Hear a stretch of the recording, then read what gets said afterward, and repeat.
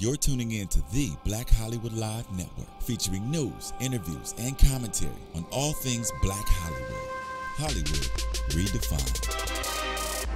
From Los Angeles, California, presented by Maria Menounos and streaming live thanks to Akamai Technologies. This is Black Hollywood Live, Geek Nerd Tech, featuring a weekly roundup of tech news and gossip. Black Hollywood Live, Hollywood redefined. You're listening to Black Hollywood Live. And now, the host for Black Hollywood Live, Geek Nerd Tech. Yo, that's us. That's us. We're the hosts of Black Hollywood Live, Geek Nerd Tech on Black Hollywood Live, I should say, GNT on BHL. It's me, Joe Braswell. I'm here as always with the light-skinned Gordon Parks, Achilles Shine. Thank you, sir. Glad to be here. Yes, and the Latino Gordon Parkin. from Sesame Street.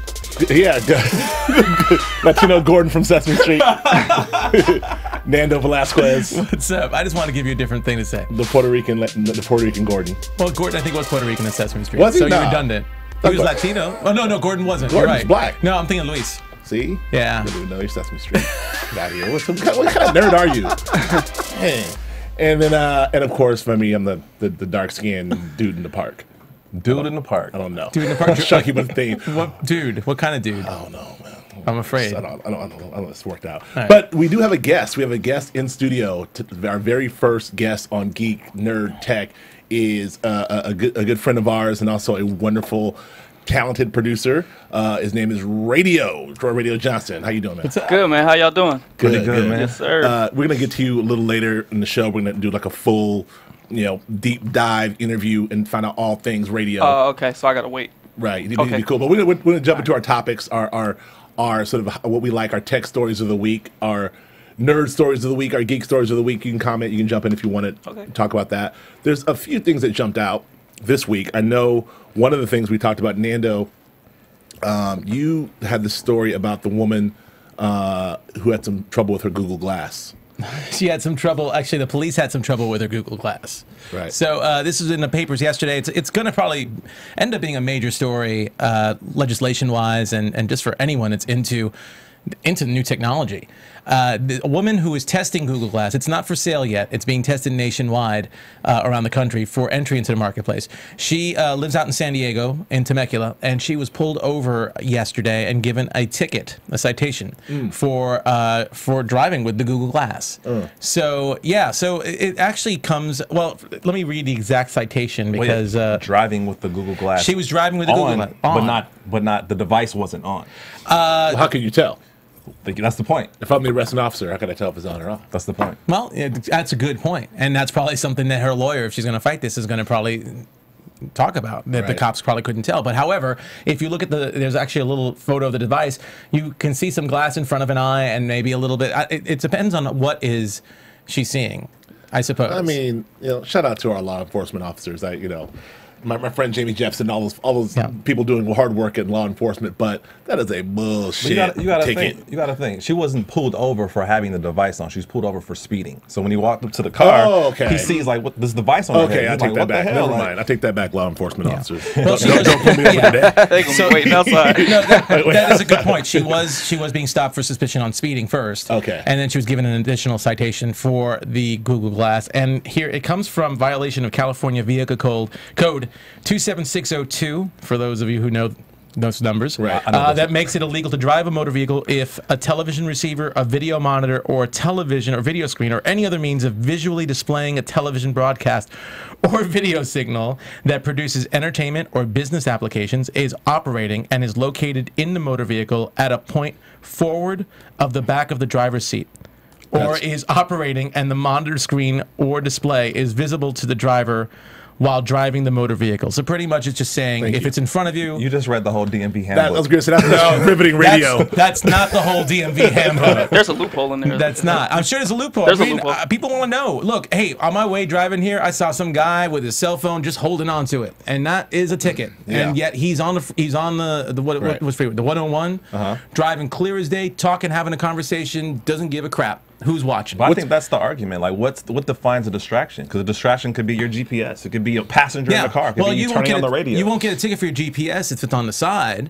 And there are other devices that are used. I mean, kids, you have kids monitors. If you have a kid sitting in the front, I'm sure you have a monitor for a kid. They're playing an iPad or whatever. But this is something that's directly hooked on your eyeglasses or over your ears. And what are the applications for Google Glass? This has not even come out. There are actually, I don't have the list right now, but there are a few states that are already creating legislation against Google Glass, against driving with Google Glass specifically. Was it streaming a television signal? Yeah, you should be watching Frasier. Or some shit. But the argument is, if you're looking at a GPS monitor versus having the GPS monitor in your Google Glass, what's the difference? Well, there's no difference. Well, the question is this a California legislation, or is this a municipal legislation, like California Temecula, or is this from statewide? Well, that code that I read that you were sleeping during, that code is California code. However, pretty much for California law, pretty much all states have similar legislation as far as cell phones are concerned, as far as texting, for example. They all have very similar legislation. There are states.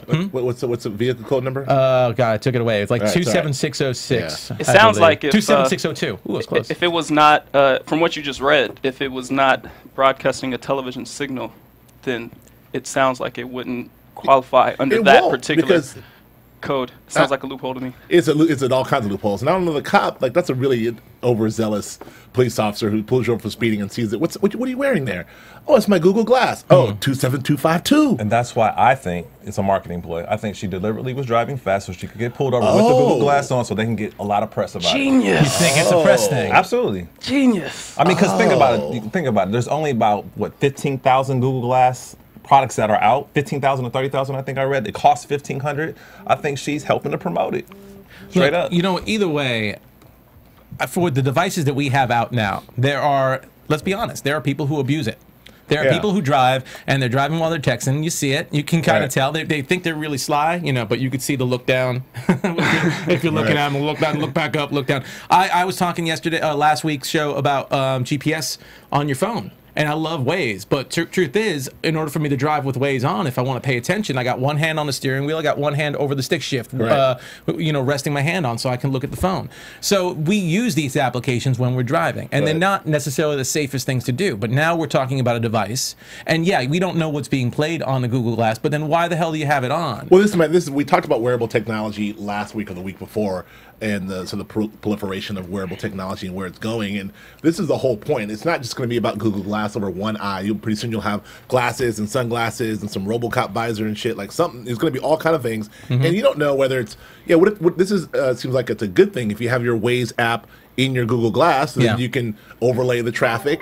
You can do, was that you? Breaking news. Oh, I thought Lemuse dropped the sound effect on us. Incident LAX. Okay, breaking news. But yeah, so there's all that. I mean, obviously, you don't want to be watching a movie or watching, the latest episode of Breaking Bad or whatever. I mean, one thing that's been brought up, and this has just been brought up amongst the media, is it would be really interesting and we should talk. If we're not talking about this, we should talk about this too. That they should have like an airplane mode for Google Glass, a car mode. For example, my app Waze that I talked about last week, the GPS one, if I am driving and I got to change directions really quick and I got to input something, it won't let me. It'll say the car is moving. I could tell the car is moving. Right. Are you first it asks, are you a passenger? If you're a passenger, you can input. If you're not, then pay attention to the road. So of course you can cheat and say, yeah, I'm a passenger, and still do it. But at least I'm not saying I do that. But but at least there's a safety there. Right. So right now, with all the applications for Google Glass that are being created, some that we don't even know about, I agree there are probably some really good applications for Google Glass that involve driving. I'm sure there probably will be. However, until we actually can figure out how to keep this technology in a way that people don't abuse it. And when I say abuse it, I mean, again, we just feel like, we always feel like our shit's special. Yeah. You're not supposed to text and drive. Oh, but I'm late for something, so I got to text while I'm driving. Everyone has an excuse. I think anything more enhanced than texting and driving would be more of a detriment to the road. Like, it only takes a second of looking down and boom, some shit can happen and you kill somebody. Yeah. So like to have a device, to have a device on your head that you're seeing visuals running across your eye, like that's hella distracting. That could be, yeah. And what about for the people that blazing up right before and then Well, that's a totally different subject. Then you get written up for a few tickets, right? Right. It might be distracting for you. That's a different type of glass. Definitely. I don't know. It's maybe distracting for you, Akili, but I can handle it. Okay, brother. I'm a multitasker. The ultimate multitasker. But don't be right. surprised if we see legislation. It's not just the U.S. England's also looking for legislation right now against Google Glass while driving. So All right. it's something to be aware of. This photo is killing me. This is the ultimate early adapter right here. Early adopter. He's got a Tesla and a Google Glass. Like How many screens do you need? Like, No. He's like, anyway. You know, and in the future, and here's the other thing too. I'm sure in the future, cars, we know it's going to happen. The windows on the glass are going to be like Google Glass. You'll get to see all your information as you're driving. You'll see information pop up like how far to the next gas station, or That's a good or your point. GPS or whatever. So Google Glass is just an item that's actually closer to your eye that could do all that same stuff. All right. Well, I'll move on to the next thing. But before that, radio. What do you think of wearable technology, and what do you think of the whole notion of where we're going with this wearable technology, whether it's watches or glasses or?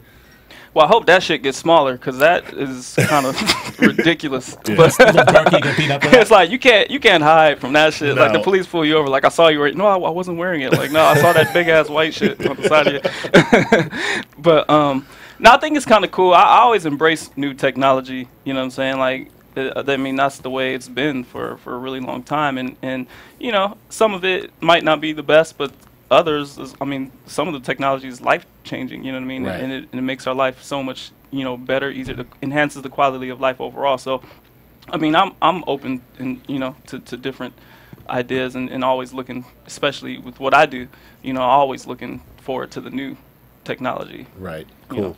Cool. I agree. I don't run from technology, Nando. I'm just kidding. I just like that's fine. Oh, okay. I was going to say Keely, something. speaking of technology, you've got a new technology and old technology, something that will sort of revolutionize the way we listen to music and the way music is being distributed and listened to is now having some trouble. Yeah, the iPod, the great innovative product, MP3 product, the iPod is in decline. Sales since 2008 have been declining. Like there's not a demand for the product, and I think because of the advent of smartphones and tablets, like there's really no usage for you know the iPod. Like you have the iPod Classic, the Touch, the Nano, the Shuffle, and just to think of just like the cultural social relevancy that it had to the marketplace. Like without the iPod, Apple wouldn't be where it is. You know what I mean? No. And so it's just interesting how fast forward to now, present 2013, people really aren't consuming this product. And I think it's just really interesting that something that could birth a revolution is now, being I think that's why buried. Apple jumped into the iPhone because they had that foresight to see, like, you know, this is where it's going. So while we revolutionized one aspect of it, so now let's re-revolutionize it again and stay in the game. Yeah, You know, I mean, that's what I was going to say. I feel like the biggest contributor to the death of the iPad is the people who created the iPad. Which is the iPod, thank you. The death of the iPod is the people who created the iPod, which is Apple, because, they created the iPod, revolutionized everything, revolutionized where we listened to music, carried music around, 10,000 songs in your pocket, all that stuff. But then when the iPhone came out, they started with, it was 4 gigs, then it was 8 gigs and 16, now it's up to 64 gigs. I mean, on my phone right now, I have a 64 gig phone. I have almost most of my music on my phone. Exactly. I have no desire to carry an iPod around for any reason. I think that a few years ago they tried to make it like, both devices. Like, maybe your kids may want this, and maybe you don't want to buy a phone. Well, maybe you just want to listen to music. First of all, I mean, this is talking about the iPod Touch as well as the iPod Classic, right? Yeah, iPod, every every iPod, period. All right. Yeah. Talk about any device in your hand that is used to exclusively stream music. Okay. That's it. Well, because the reason why I ask is because I still use it, so maybe that makes me really Right. old school. I love my iPod Classic. But you still got the Discman too, right? What? You still rock the I still Discman got. too. I got the Laserdisc. I got the Discman. Laserdisc player. I got an 8-track. I know pimping you out get with down style. already. I'm totally pimping out. It's fine. I know you get down. I got what do you call those roller things? The player piano roller things. I just put it Yes, in. you gotta- and it just rolls. That's the I first. got all that That's the crap. first iPod right there. first iPod. That's the first iPod right there. Those Go ahead, two. but you love the iPod. Well, no, I mean the iPod Classic is really good for, at least I drive a Scion, and it's got an iPod hookup, and it's just better with the Classic. Plus, it holds more info. The iPod Touch, I agree. I mean, it's something for kids, but kids have phones now. It was something for kids when I think Apple felt like kids want the same kind of device, but they don't want, not that they don't want the phone, their parents don't want them to have a phone. But kids have phones. Come on, let's face it. It's standard now. So here's a simple solution.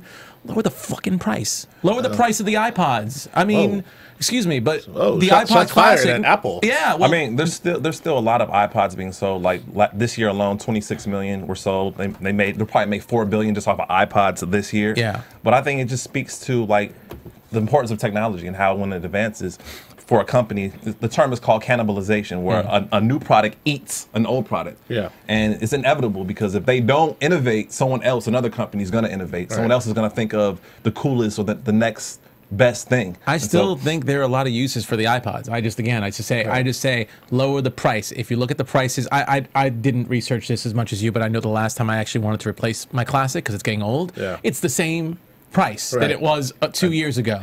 I felt like they had the foresight. They knew.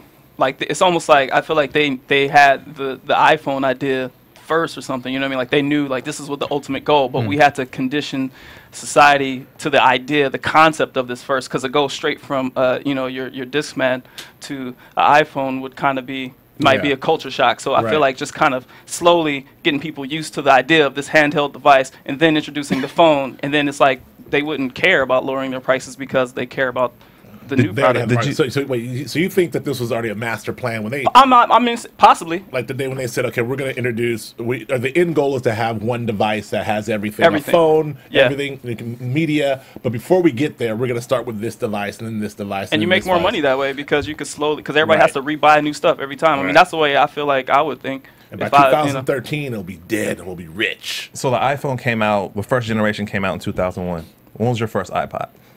Probably 2001. So you had the first generation? I had the second generation. Second generation. What about you? What about you guys? 2001. Okay. I got the second generation also, so it was about 2001, 2002. Yeah. What about you? I had probably the second generation. Like 2002, 2003. Yeah. You got rid of my that Zune player never took off. Never. That Microsoft Zune joint was like, they were trying so hard, but no. I mean, they did a great job. I mean, look, like I said, it revolutionized everything. And I had every version of the Discman ever. I go back to Nando's day and the Walkman. I had every, my day. Thanks for labeling it my day. No, but I had all the Walkman. I had all the Discman when they got smaller and smaller and smaller to the point it was like, it's just the size of a CD. Yeah. It's perfect, and then you had to carry like a backpack of CDs with you everywhere. But so it was really great for music lovers like myself. But yeah, I don't know, man. I have no use for it whatsoever. I can see that people use it in their cars sometime if you want to port the music in your car. But even that is obsolete now with some of the cars and some of the way that the radios are coming out. Yeah. People, some DJs, if you will bring it, to play some stuff, which is whack. Well, here's the question, because the iPod, everyone says that the iPhone pretty much is replacing the iPod. I personally don't put a lot of music on my iPhone because I like to keep the memory open for apps. I'm just like you. I'm just like you. I don't do that either. So then what is the reason why the iPod, if it's not really the iPhone, because iPod's mainly for music. The iPod Touch is also for apps. I'll get that. I'll give you that. I would choose an iPhone over an iPod Touch. If money wasn't an object, I'd choose the iPhone. But I think you got to consider the growth and expansion of technology. So right now, as the current generation iPhone that we know of, we want to keep the space clear because we want to make sure we have enough memory and stuff. But as flash storage and all these things progress, there's going to be a new generation iPhone with like, oh, now you have 500 gigs of storage for this price point. That was my question. Like, do you think it'll be a death of the iPod or innovation? I think it'll be what it was meant to be, and I think it'll go over to the iPhone, and that will be your center. Like, it'll be everything you need in one device, and it'll be affordable. I don't think they're gonna. I'm asking you, will it be a relic, or will we still be using iPods 5 years from now? No, I think they're gonna, just like they do with all their other products. It'll phase out. They'll be, because there's no point in continuing to produce this and support this product if you finally have shifted the entire.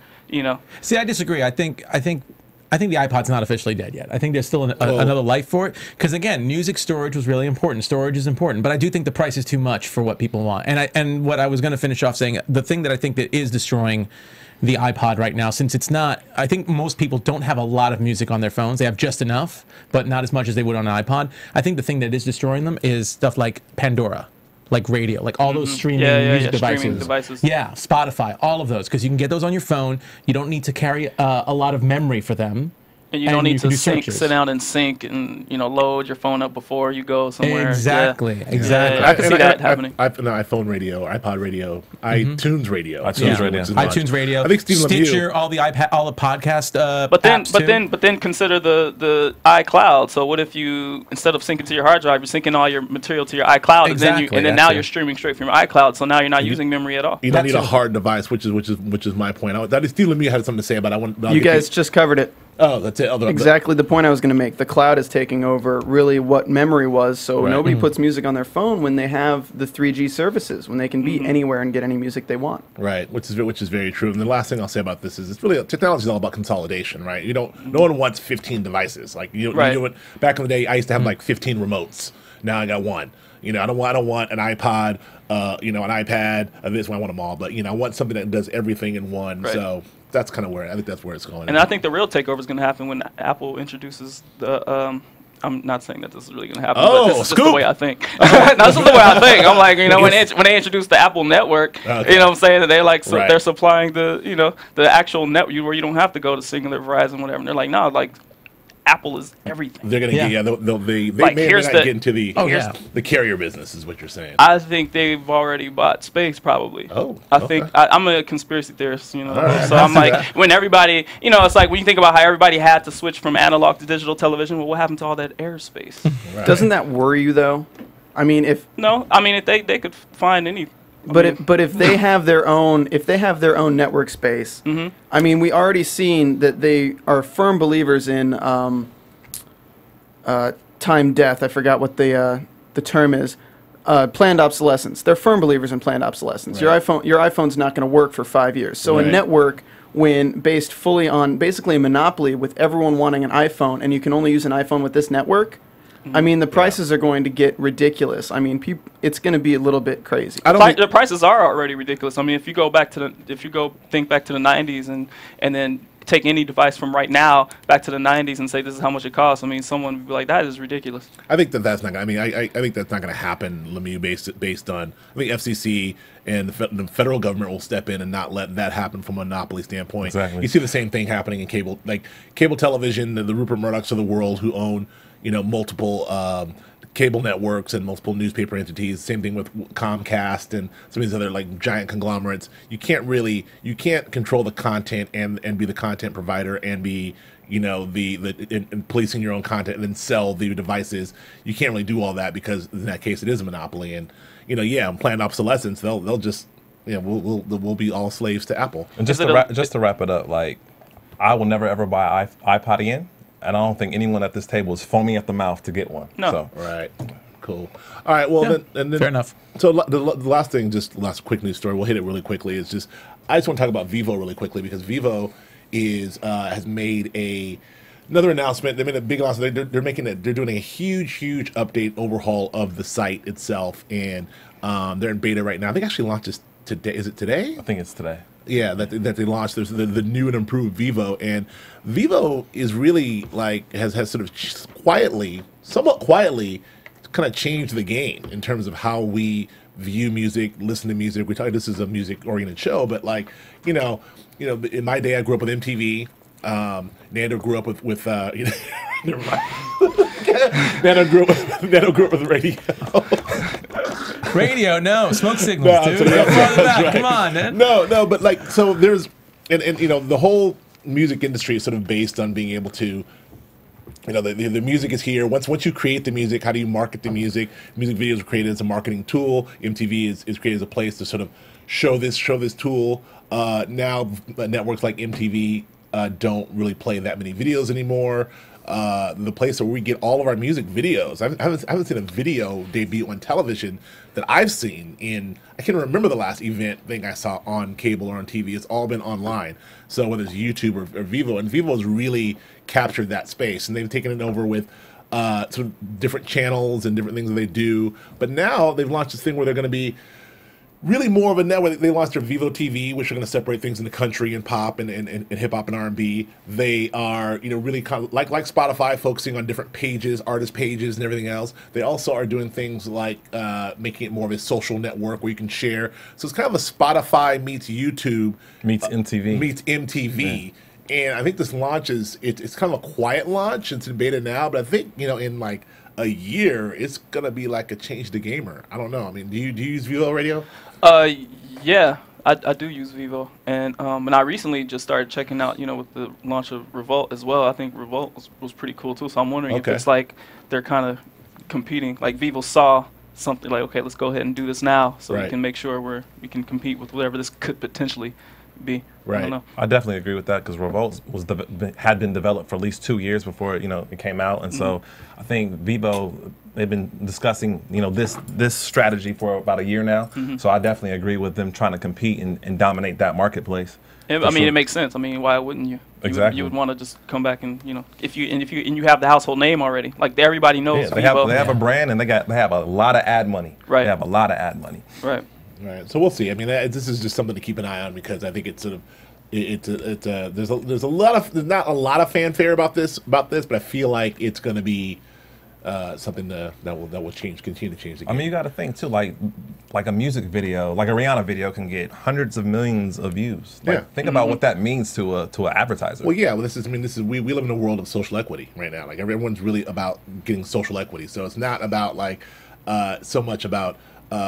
It's as much about units sold because units sold equals money in your pocket.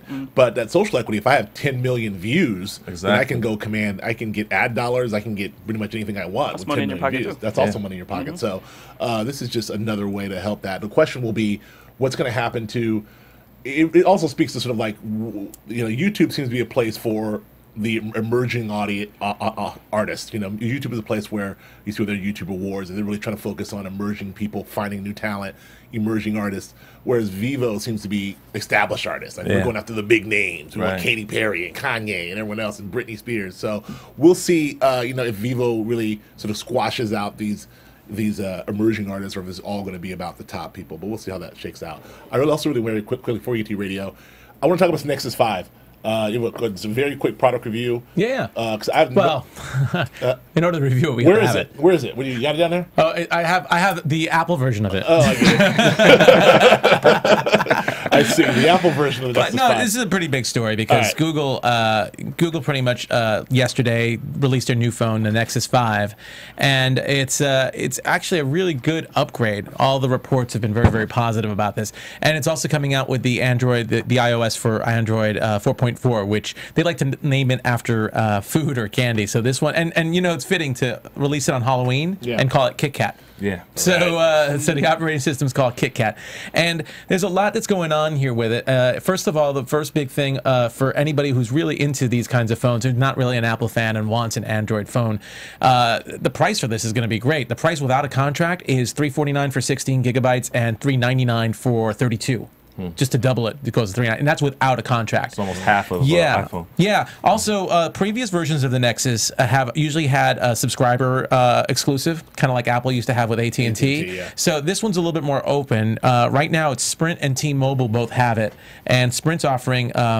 If you do a 2-year contract, they're offering Nexus 5 for $150. Wow. So it's amazing. So really, Google is really trying to make this reachable for more people. They really want to make this phone work, and it's really, really good. The reviews for Kit Kat so far is great. The search applications, that was one of their issues. Search applications have been a lot more huge. It's a lot easier to search. You can pull more items out. That was something that also Apple fixed in their recent iOS as well, but it's an important thing. Also, the processing power of it and the memory of it to operate is also been improved on.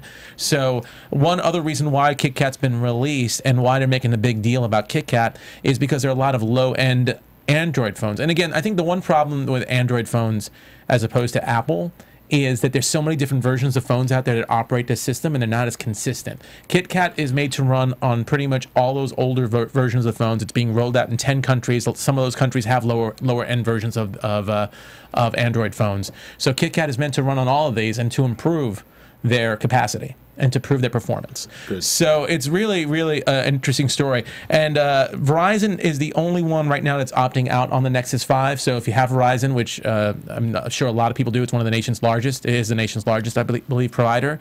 Verizon's opted out. AT&T is not selling the Nexus 5. However, you can buy it someplace else. You can buy it on Best Buy or whatever, and actually use it on the AT&T network. So at least you have that option. You can't buy one, you can't get one discounted at AT&T, but you could still get one. Okay. So yeah, I mean, as far as that, it just got released yesterday. Perhaps if we can get our hands on it, we'll do a more extensive review on it right now. But it's something to keep in mind. And also, actually, if you do have a Nexus, a Samsung Galaxy Nexus, for some reason, there's a story that just came out today about it that KitKat doesn't work on that phone. So there still are issues. I guess there's a Texas Instruments chip or something like that. They're making some excuse that they're too new to upgrade, but. It sounds like it's a new chip. I cannot take that name seriously. KitKat. KitKat. Well, they've had like ice cream. They've had previous versions of it all like that. This is why I don't. Could you take iOS Lion, Mountain Lion, or all those other cat names? That sounds very majestic. I'm an Apple apologist. I'm a diehard Apple dude. We got a bunch of Apple fans here. No, it's fine. So good luck, KitKat. I'm sure the KitKat is awesome. I'm sure it's fantastic. All right, so we have a guest. As we talked about, he's been chiming in all day. We have a guest. We have my man Radio, Troy Johnson, Radio, who is a fantastic producer, music producer, musician, artist. He's worked with countless people in the game, including Will Smith and I don't know, J-Lo, Nappy Roots, Tupac, whole bunch of stuff, man. A whole bunch of stuff that you've heard and that we like. And, we want to have him in today to talk about not just music and not just where music is going and where it's been, but just sort of the tools of music. When we talk about, we're a tech show, we're a nerd show, we're a geek show. We want to talk about sort of like, the tools that we used to use to record music versus what we're using now. And we'll get into all that. But first, I want to give a little bit of background. I mean, there you are. Look at you. Oh, anyway. Nice screenshot. That's what's up. I look crazy. if you're watching on YouTube, there's a screenshot. No, but we, so your producer was, as we know, and we know that you've been in the game for a while. Your father is George Johnson of the legendary George Johnson of the legendary Brothers Johnson. For those of you who don't know who that is, and anyone who's younger than Nando and myself who don't know who the Brothers Johnson is, Strawberry Letter 23 and Stomp and a bunch of other hits and classics that I grew up with that are fantastic. So, so your dad is George Johnson, and you're a producer. Yes. So when did you get interested? When did you know that you wanted to be a musician or in the game? Probably some point in my past life. In your past life, yeah. It was just like it was just that was it. There was. I was in the crib. My mom and pops used to tell me. I would get put asleep to the Thriller cassette. I had a cassette deck at one end of my crib before I could even walk, and I would scoot over and control the cassette deck, press play, rewind. I know it sounds ridiculous. Wow. I'm a nerd. So I was like in the crib and would scoot over and rewind, and and then my dad he always tells a story how I used to tap my feet to the beat, like he'd be in the studio. Oh, look at that. That's a better picture. That's cool. I like that. Oh yeah, my uncle. Yeah, that's my Uncle Lewis right there. He went on to play bass on every Michael Jackson record. Right. So Lewis is famous for he has every famous bass line from PYT. It's like to Billie Jean. All it's like so even other records like I didn't know like he also wrote on like a lot of records. He like Anita Baker, Sweet Love. Like I found this out later. Really? I was like, what? That's great. Wow. Like I was like, man. That's like your prom. That's your prom song right now. Right. Yeah. I'm pretty sure. Sweet Love. Go ahead. So what was your first word? Tape. My first word was tape. Wow. I have this crazy infatuation with tape. I don't know. It's just like this analog thing with me. But yeah, that was my first word, tape. And my aunts, they always tell this joke when I would race. I would always say, "On your mark, cassette, go." You guys get this joke. On your mark, cassette, go. Like that was my thing. That's cool. So I saw a picture of you that we have. I think it's of you in the studio as a young kid. Do we have that, Lemieux? A young Radio. Yeah, is that you? That's me. Okay, that's cool. Me. I actually got I believe I got my first credit when I was like either in kindergarten or I was like the second engineer on one of my dad's records. Like what? I actually used to like punch my dad, and he played guitar. So back then, I mean, we had the auto punch feature and stuff on the tape machines, but he didn't have the high end studio or nothing like that. So it was better for me to. So I would. So watching your dad in the studio, like what attracted you to want to produce music? Like I don't even know. You know what though? Honestly, at an early age, I didn't know what I wanted to do. I mean, I knew I was going to be in the studio, and I knew it was going to be the creation of music at some point. I didn't know if I was going to be an artist. I didn't know if I was going to be a producer, writer, whatever. I just knew I wanted to be in the studio, and it's funny because I would have the opportunity to go to these studio sessions and be around these like amazing legendary people, walk in and and it's funny because Quincy he used to just laugh at it. He thought Quincy it was Jones. Yeah, Quincy Jones. Like Quincy Jones. I'm saying, Quincy, Michael, and Whitney. I know, right? We're not on first name basis. My child, could slide. No, no, they used to think it was funny. Like I was the little kid that was so interested in the equipment and the technology, and as soon as I'd walk in, it's like I'd see all these amazing legendary people, the people we know as now as like these legendary figures, and I just honestly I didn't give a shit because I'm going to talk to the engineer guy, that's just like operating the board of the tape machine, and I'm just like, oh, what's that, and they're like, and they would think it's so funny. They're like, this little kid, like, that's all he cares about. He's just in here. I didn't bother anyone. I wasn't obnoxious trying to touch everything. Right. You know what I mean? I would literally, I'm a sponge, and I would just sit there and just watch. Observe, yeah, and I would watch and learn. And then they thought it was funny because they would teach me to do something, and then they would let me do it. And then every time I'd punch in or do something, they'd be like, oh, that's great. Like they get a kick out of it. Like it's kind of like you watch a little, one of your kids, 2-year-old operate an iPhone for the first time. Like, oh, they actually know what they're doing. It's the same kind of thing, except it's dinosaur technology. Well, that's the thing. This is technology back then. I mean, let's talk about what was state of the art. I'm looking at that studio right there. So, I imagine as a young kid, I was the same way. As a young kid, you gravitate towards like knobs and all the technological stuff. So, what was some of the state of the art technology back then? I mean, talk to me about like how they recorded music. And back then, let's say back then when you were 8 or 9. Nice. Let's see.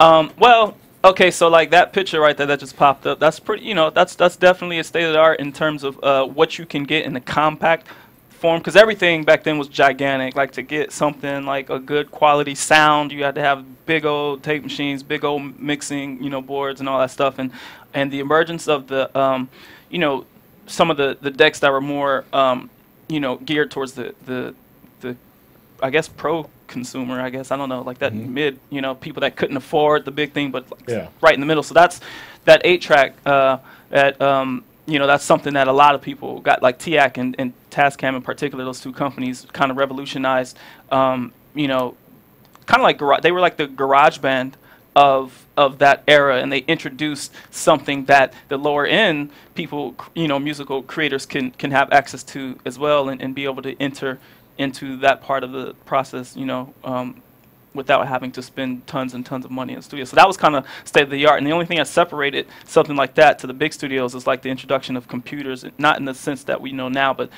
some of the boards would have computers on board, and that's where like that's my question. Like tell me the workflow that you would have in that. So in that studio, which was something like my first studio, I had a 4-track studio when I was like 8, something like that, and it was like a 4-track studio when you were 8. Yeah, and it was crazy. Like my Christmas list was ridiculous. Like I was like, I want Santa Claus to bring me a 24-track, Studer and an SSL, like, and I mean that's like $500,000 worth of equipment. And I was just like, no, Santa's gonna bring it. Like it's Santa. Yeah, absolutely. And I never got it. That's how I knew Santa was. No, I don't want to ruin it for all that.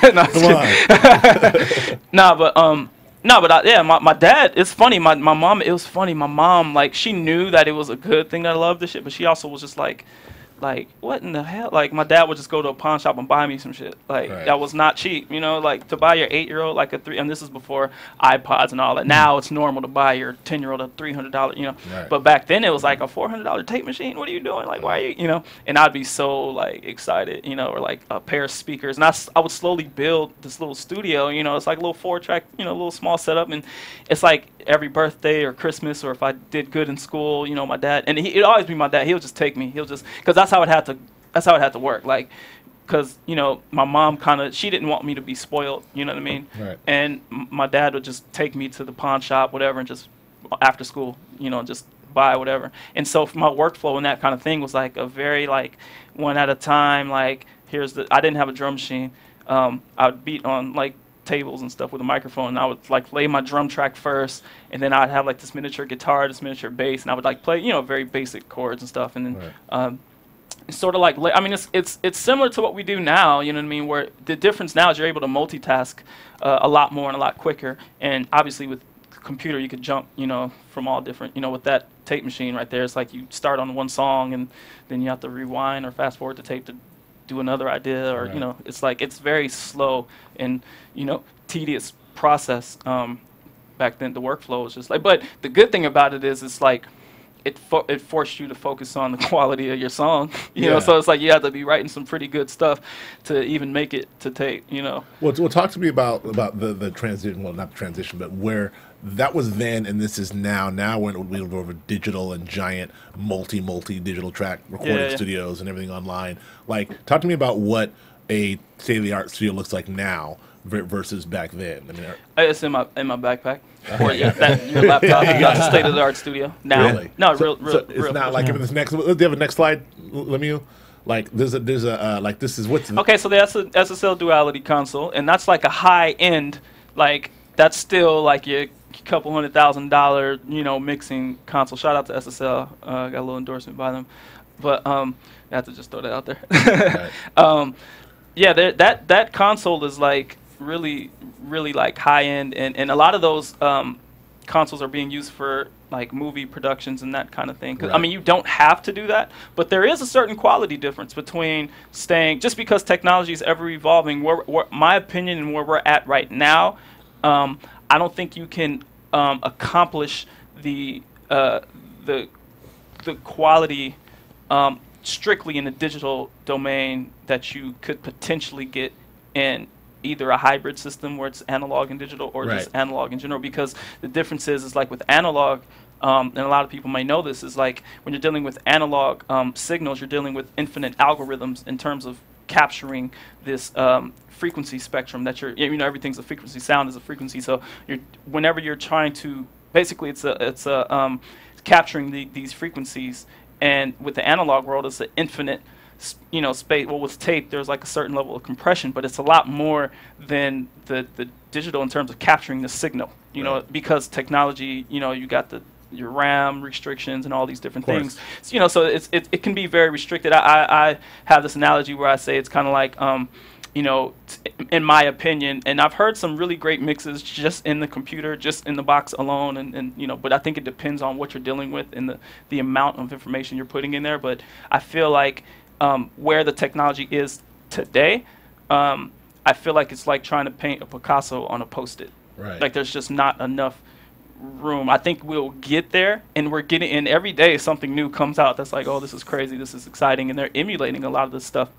But I think, when the developers embrace the technology more, I think the technology might actually kind of be there already, but I think the developers that are developing these softwares and things, they're kind of like slowly trying to emulate that. That's where you have people like like Lenny Kravitz is all an analog dude. Dave Grohl, Foo Fighters, analog dude. Absolutely. So because they know they know there's a reason why their records sound like that. Right. You know what I mean? They're trying to recapture that rich sound. You can't. You have to, like right now you can't recapture. It's like at some point you have to use analog signal flow right now to capture that certain sound. Now, if you're being innovative, you want to create some new shit that has nothing to do with, then that's dope. I mean, because there's a lot of that going around too, where it's like new sounds that are like, electronic music, whatever. It's like it might not be generating from an analog source, and the whole point is to like fuck it up digitally and make it whatever. Let me ask you this. So what about the old artists that recorded analog that are now, reproducing their CDs or reintroducing their CDs to the marketplace, but they're digitally remastered? What's your take on that? I think still the same quality because it was captured initially. Because I mean, to take it even a step further, I feel I can be a little bit on the energetic side of things. I think like when the difference with the analog, my main difference between analog and digital is that you have your intention that's set when you're in this creation process. It's almost like a spiritual process when you're writing and creating songs, you know what I mean? And I think with the analog devices, because there's an infinite algorithm of capturing whatever you're putting out. You know, I believe everyone has a positive, negative magnetic charge within them. I believe everything is magnetic around us, electrical at some point.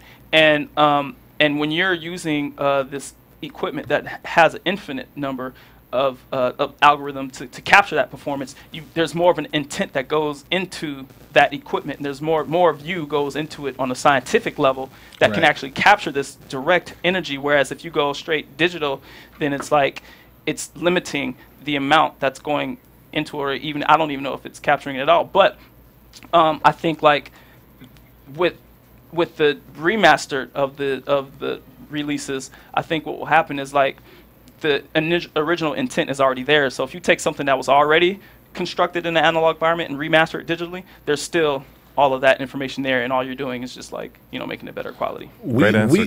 That's a great answer. We are all just about out of time, but so that we have like one last 30 seconds on this thing. But I want to get to the philosophical thing about sort of like, you know, artists. Like you're an artist who you're a producer who plays all instruments and do their things too. The whole notion of being that type of producer versus this sort of beat maker producer. I mean, I don't know if you can get into the pros and cons of that, but you know, I don't know. Is that I mean, to open that one up, I think would require a little bit more discussion. Yeah, well, actually, you know what? Honestly, we'll bring you back. We want to bring you back actually, because I want to get into a deeper dive on all the rest of that stuff, because there's so much to get into. So hopefully we can come back. You can come back either in the next couple of weeks, if not next week. Yeah, I'm gonna get my pops down, see if he can come down. Awesome. Oh, okay. Well, then good. We'll do a Johnson, a father-son. That would be dope. Awesome. Let's do that. So in the meantime, that's it for us. We're gonna get out of here. Nando Vell, where can we find you, sir? You can find me on Twitter and Instagram at Nando Vell, and also on some various shows, podcasts on AfterBuzz. Oh,